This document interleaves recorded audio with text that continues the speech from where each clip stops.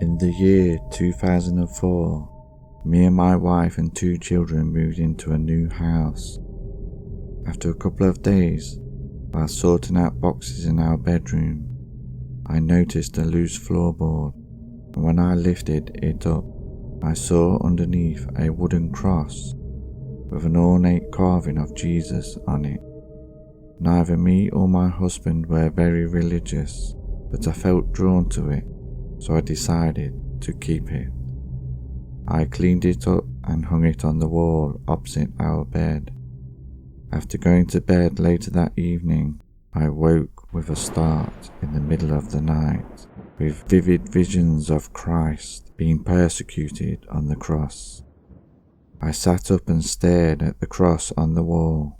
The bowed face of Christ appeared to look up, staring at me, and then its eyes turned red. When morning came, I was still sitting, staring, until my husband shook me from my hypnotic state. I told my husband what I had saw, but he didn't believe me, saying I must have had a bad dream. The next 4 nights in bed, nothing happened, and I began to believe that my husband was right. But on the 6th night, I again woke from my sleep in the middle of the night. The cross of Jesus was shaking violently, slamming hard against the wall. The noise woke my husband, and we both watched in fear and disbelief as a tall, scary figure with horns on his head appeared to emerge from the cross. For a few seconds it just stood, staring, with an ugly smirk on its face. Then it appeared to become engulfed with flames, screeching and roaring like an animal. Then it was gone. That very night, me and my husband removed the cross from the wall and drove out to a nearby lake and threw it in.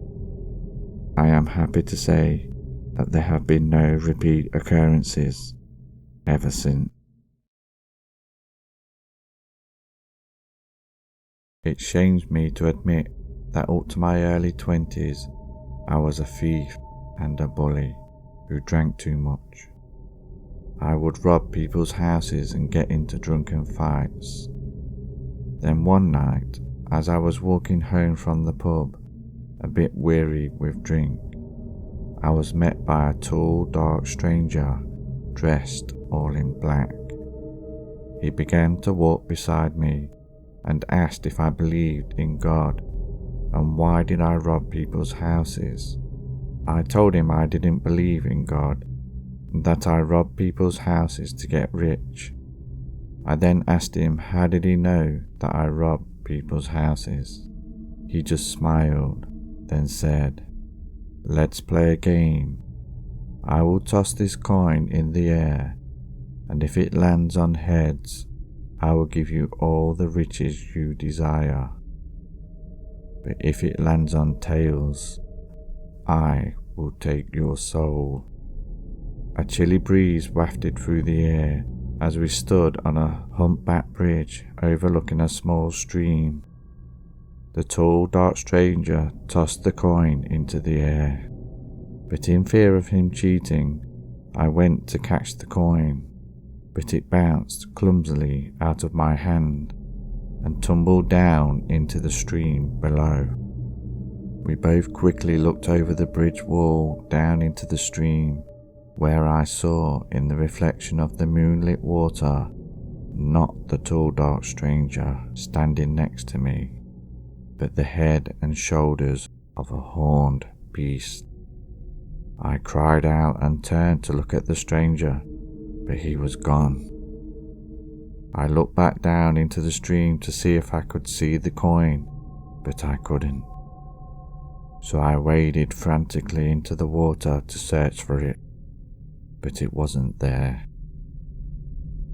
I never knew what side that coin landed on, and although in the following months and years I changed my rueful ways, I never became rich.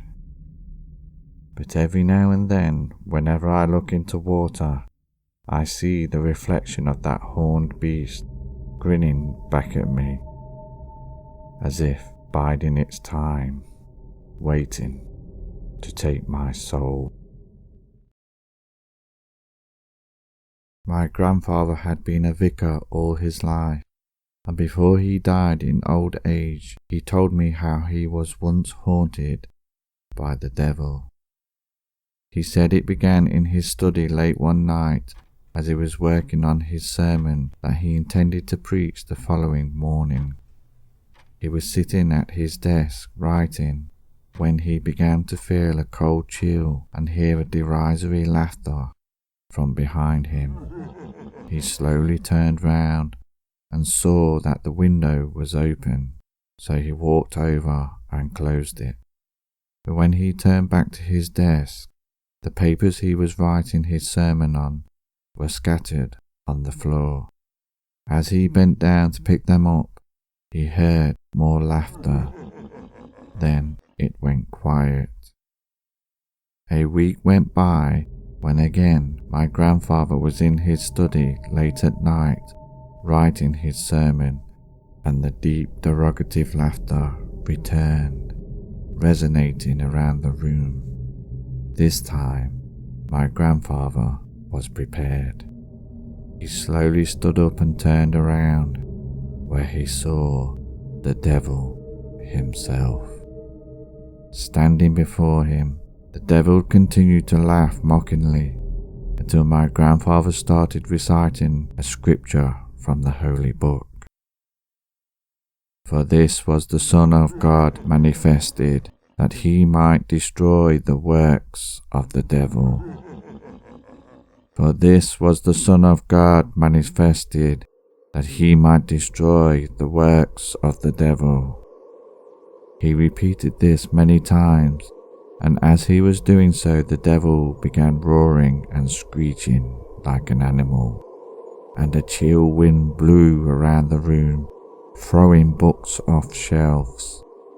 Then everything went silent, and the devil was gone. And for the rest of my grandfather's days, he was never bothered by him ever again.